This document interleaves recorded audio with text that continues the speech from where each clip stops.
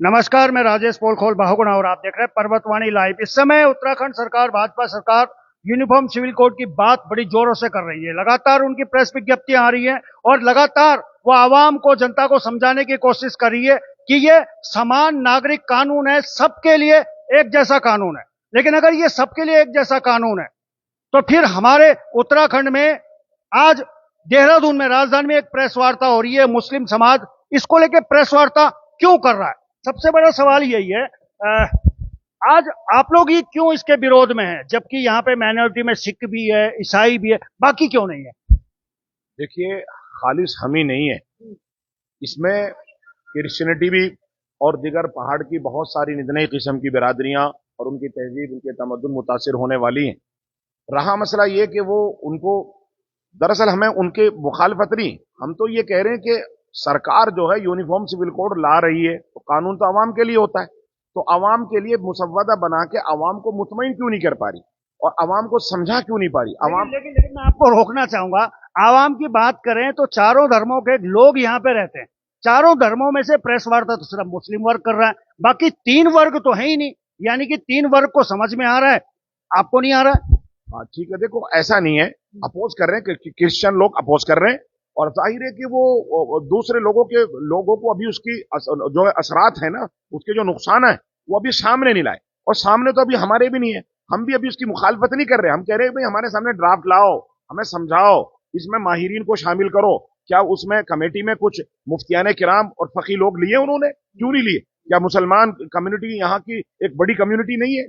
ऐसे जो है दूसरे मजाहिब के लोगों की कम्युनिटीज के माहिरीन को और उनके वहां जो है कानून के जानने वालों को क्यों कम्युनिटी में नहीं लिया? हमने खुद खुर्शीद भाई और हमने जा जाकर उनसे सवाल किया, जो उसको उसको अवाम को समझाने के लिए सरकार ने मुतय्यन किए लोग, उनके पास भी कोई जवाब नहीं है। भाई पूरे मुल्क में यूनिफॉर्म सिविल कोड कहाँ लागू है, उसकी कुछ नजीर, कुछ मिसाल तो दे दीजिए। आजादी से लेकर 2018 तक की रिपोर्ट यह है कि यूनिफॉर्म सिविल कोड की मुल्क को जरूरत नहीं है। जब मुल्क को जरूरत नहीं है और उस कानून के माहिरीन, लॉ के माहिरीन इस बात को कह रहे हैं कि इस मुल्क में यूनिफॉर्म सिविल कोड की कोई जरूरत नहीं है। चलिए चलिए, इस मुल्क में इस कानून की जरूरत नहीं है, और मेरा सवाल यह है कि जब यह कानून सबके लिए एक जैसा है तो फिर इसका विरोध क्यों? सरकार कह रही है कि सबके लिए एक जैसा कानून है, तो फिर विरोध क्यों कर रहे हैं? क्या आप नहीं चाहते कि सबके लिए एक जैसा कानून आए, सबके लिए एक जैसी शिक्षा हो, सबके लिए एक जैसा स्वास्थ्य हो? इसका विरोध नहीं कर रहे। सबसे पहली बात तो ये समझने की जरूरत है। दूसरा ये है कि सबके लिए एक जैसा हो नहीं सकती कोई बात। कैसे? आप बताएं, कैसे नहीं हो सकती? कि हम लोग जैसे मुसलमान हैं, हम शरीयत के पाबंद हैं। हम शरीयत में जो कुरान और हदीस के हिसाब से फैसले होते हैं वो करते हैं। जो उसके अंदर जो एसेंशियल्स हैं, दो चीजें हैं उसके अंदर। एक तो एसेंशियल्स हैं, एक उसके अंदर है रिचुअलिटी। रिचुअलिटी तो हम खुद ही छोड़ने के लिए तैयार हैं, मगर एसेंशियल्स को तो नहीं छोड़ सकते ना। अगर आप हमसे ये कहें कि आप हमारे निकाह को छोड़ दीजिए, भाई निकाह नहीं करेंगे आप, तो हम निकाह नहीं छोड़ सकते। हम एजाब कबूल नहीं छोड़ सकते। हम डिवोर्स का जो एहसन तरीका है उसको नहीं छोड़ सकते। तो हम विरासत में जो कुरान के फैसले हैं उसको नहीं छोड़ सकते। ये हमारे इसेंशियल है। यानी कि मोटा मोटा अगर हमारी जनता ये समझे तो जो आपकी शरीयत का एक कानून है और एक कानून और आपके पास में आ जाएगा।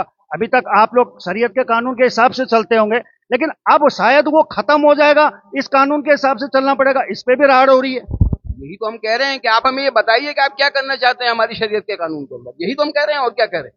वो हमें बताने के लिए तैयार नहीं है, तो छुपाना क्या चाहते हैं भाई आप? अगर आप ये चाहते हैं कि जैसे हमारे सामने बात आई है कि आप हिंदू कोड बिल, जिसको आप बहुत प्रोग्रेसिव मानते हैं, उसको लागू करना चाहते हैं पूरे मुल्क के अंदर, और तमाम मज़ाहिब के जो पर्सनल लॉज हैं उनको खत्म करना चाहते हैं, तो उसका विरोध हर एक करेगा उसके अंदर। तो ये बताएं तो सही, आप करना क्या चाहते हैं। अभी विरोध की तो कोई बात ही नहीं हो रही, अभी तो समझने की कोशिश की जा रही है कि आप कर क्या रहे हैं।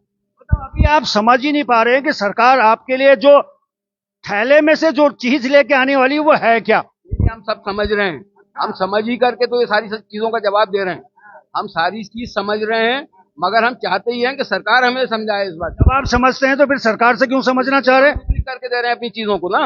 हम ये लिख लिख करके इसलिए ही दे रहे हैं कि हम समझ चुके हैं कि सरकार करना क्या चाहती है, उसकी नीयत क्या है, हम समझ चुके हैं। अच्छा, ऐसा तो नहीं है कि सरकार भारतीय जनता पार्टी की है, भगवा सरकार है, इसलिए हो सकता है वो अच्छी चीज लेके आ रही हो, लेकिन एक माइंड मेकअप है कि नहीं वो अच्छी तो नहीं हो सकती, ऐसी मनोधारणा तो नहीं है कहीं? ये मैं बताता हूँ आपको ना। अभी सरकार ने 3 तलाक के ऊपर पार्लियामेंट के अंदर कानून बनाया, ठीक है।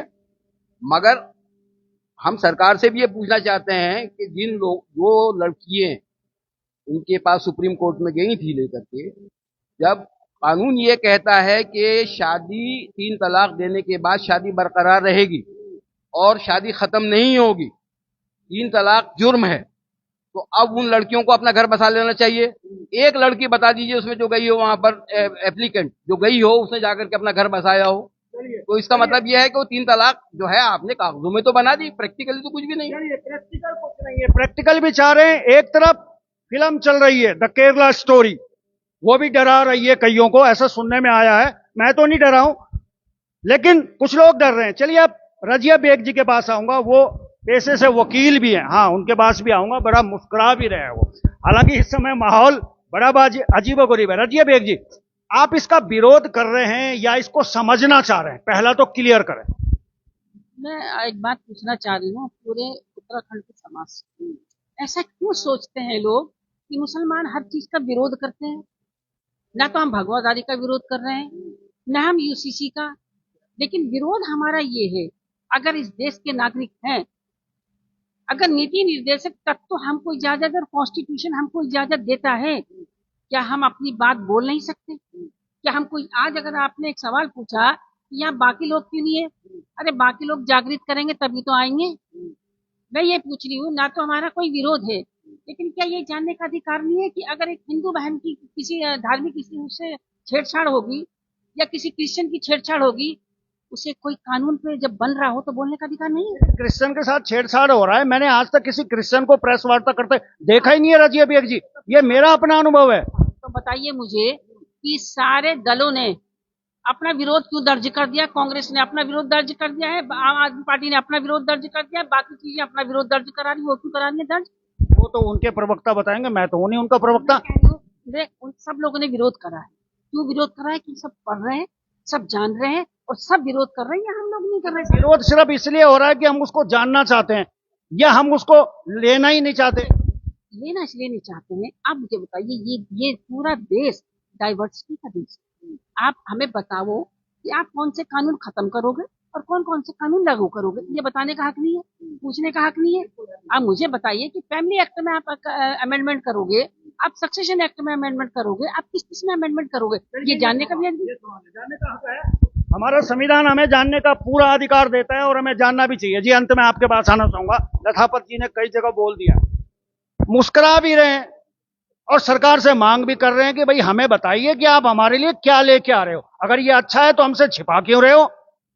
जो मुस्कुराहट है वो पोल खोल बोगना जी के लिए, और वो इसलिए है कि हम पहाड़ी मूल का लोग छन, और ये पहाड़ में अगर कोई कानून बन लू तो वह के बारे में क्या तुम्हारी और हमारी राय नहीं जान चाहती? बिल्कुल जाननी चाहती हूँ, मौलिक अधिकार से हमारो। हम दुओं की राय आली, वह के बाद अगर कोई राय बन ली वह पर कानून बने। या कि जो होने लगी हूँ, जो आप लोग ने लगे, ये कुछ नहीं, यो भारतीय जनता पार्टी को 2024 को एजेंडा था। ये क्या चाहता कि किसी तरीके से यको को माहौल खराब हो। यूनिफॉर्म सिविल कोड, ये बताइए आप भोगना जी कि हमारे देश के अंदर गोवा में जो स्थिति है, वहां हमारे कौन लोग रहते हैं? गोवा के अंदर हमारे बहुसंख्यक भाई रहते हैं, और उनकी बेटियों के साथ जो उनका निकाह होता है, अगर उस बेटी से अगर बेटा पैदा ना हो और उसको हम 30 साल के बाद उसको छोड़ देंगे, क्या ये कानून है? देखिए मैं गोवा पे नहीं जाना चाहूंगा, पता नहीं गोवा में क्या होता होगा, वहां तो बीच भी है, हमारे यहाँ तो नहीं है। गोवा भारत इस देश का ये कानून अभी सिर्फ उत्तराखंड में आ रहा है, मैं उत्तराखंड की बात करूंगा। उत्तराखंड में ये कानून जो लोग बना रहे हैं उसको ड्राफ्ट को देना तो उनकी जिम्मेदारी बनती है ना। मांग कीजिए मांग कर रहे हैं हम। वो जिस डिस्ट्रिक्ट में गए हैं, हम तमाम लोगों ने अपनी उसमें शिकायतें भी दर्ज की हैं और हमने उनसे मांग भी की है कि भाई आप ये तो बताइए कि आपका ड्राफ्ट है क्या। आपने अभी एक सवाल किया, ये मुस्लिम्स लोग, क्योंकि समाज के अंदर जो आदमी जागरूक होता है वही तो आवाज उठाता है। इन लोगों के अंदर जागरूकता आई, इन्होंने आवाज उठा दी। मैं हिंदू मुस्लिम की बात नहीं कर रहा हूँ। वो बुरा मान जाएंगे, बाकी 3 समुदाय के लोग हैं वो कहेंगे हम जागरूक नहीं है, इसका मतलब बिल्कुल नहीं मानेंगे बुरा। उनका जो विरोध है वो लिखित में विरोध है। आप ये बताइए, कांग्रेस पार्टी ने, आप पार्टी ने, उसने एनसीपी ने, तमाम दलों ने इसका विरोध किया है। क्यों किया है? वो यहाँ के मुख्य विपक्षी दल नहीं है क्या? वो इस प्रदेश के मुख्य विपक्षी दल नहीं है क्या? मेरा कहना बोगना जी आपसे सिर्फ ये है क्योंकि यहाँ आज जो प्रेस वार्ता हुई है, हमने इस प्रदेश के अंदर एक नुमाइंदा ग्रुप इजाद किया है। उसमें हमने कहा है कि जो जातियां हो रही, अब आप देखिए, आज आपने अगर अखबार पढ़ा होगा तो वन विभाग के एक जिम्मेदार अफसर ने ये कहा है कि हमने जो 430 मजार तोड़े हैं, उसका जो हमने नोटिफिकेशन किया, नोटिस जारी किया है, वो हमने गैर कानूनी कर दिया है। आप ये बताइए, ये सरकार कैसी सरकार है जिसका एक जिम्मेदार अधिकारी इस बात को एक्सेप्ट कर रहा है कि जो मैंने नोटिस हमारे रेंज ऑफिस ने दिया है, रेंज ऑफिसर ने दिया है, वो नोटिस उसने कानून के विरोध में दे दिया है। लेकिन आप यूसीसी से गोवा पहुंच के, गोवा से मजार पे आ गए, मजार से फिर मस्जिद पे आ जाएंगे। मैं सवाल यही तो कह रहा हूं कि हम मुद्दे से भटक क्यों रहे। मैं जाति के ऊपर, किसी भी समाज के साथ अगर जाति होगी, कोई भी समाज हो, वो अपनी बात तो कहेगा। आपने उसको सीधे जो फोकस मुस्लिम को कर दिया है, उस पर मेरा एतराज ये है कि ये मुस्लिम्स का कोई मंच नहीं है। सिर्फ हम लोगों को ये लगा कि जो यूनिफॉर्म सिविल कोड की जो कवायद चल रही है प्रदेश के अंदर, उस कवायद का हम थोड़ा सा ये, आज अभी ड्राफ्ट नहीं आया है, जिस दिन ड्राफ्ट आएगा उसके लिए बहुत सारे प्लेटफॉर्म है, उसके लिए हम कोर्ट भी जा सकते हैं, उसके लिए हम माननीय मुख्यमंत्री को और गवर्नर को एक प्रत्यावेदन भी दे सकते हैं। गवर्नर जब तक उसका नोटिफिकेशन जारी करे, हम वहां भी अपना एतराज दाखिल कर सकते हैं। बात यह है कि आप थोड़ा सा, क्योंकि